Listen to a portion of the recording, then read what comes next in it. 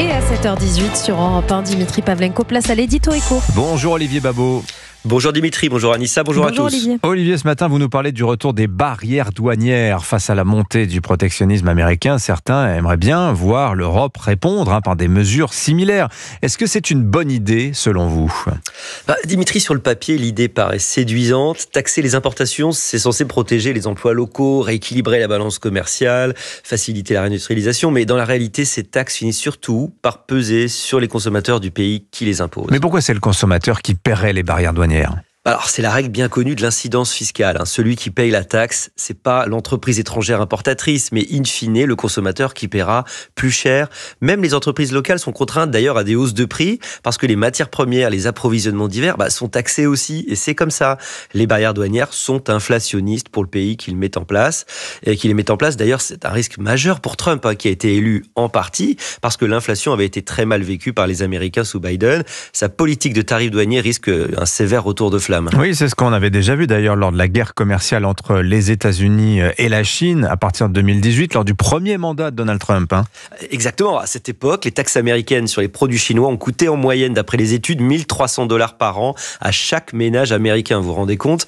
Au lieu de ramener la production aux États-Unis, les entreprises ont juste déplacé leurs importations vers d'autres pays comme le Vietnam ou le Mexique. Et alors, est-ce qu'en Europe, on doit craindre, vous pensez Olivier, une nouvelle vague de protectionnisme américain ? Alors oui, elle risque d'être assez brutale. Trump avait déjà imposé des taxes de 25% sur l'acier européen. Bruxelles avait riposté en taxant des produits américains emblématiques comme les jeans Levi's ou les Harley Davidson.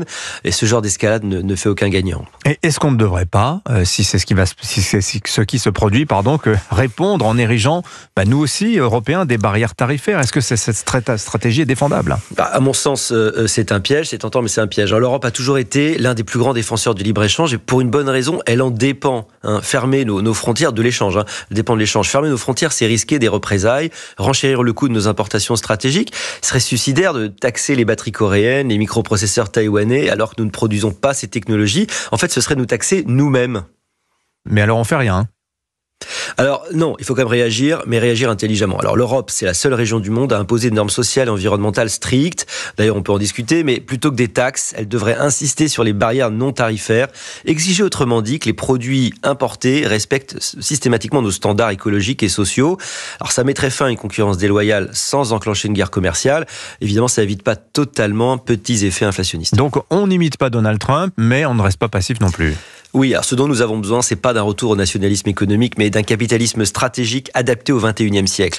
A fortiori, si nous croyons utiliser les barrières pour pallier notre absence de compétitivité, comme ça arrive trop souvent, nous ferions mieux d'investir dans l'innovation, la souveraineté industrielle, plutôt que de nous barricader derrière des taxes inefficaces. Merci Olivier Babot. Et d'ailleurs, il y aura votre interview ce matin dans le Figaro. Vous y êtes à propos de votre dernier livre, L'ère de la flemme, comment nous avons perdu le sens de l'effort. C'est chez Buchet-Chastel. En gros, après les 30 glorieuses et les 30 piteuses, nous voici dans les 30 paresseuse. Merci beaucoup. Signature Europe 1, Olivier Babot.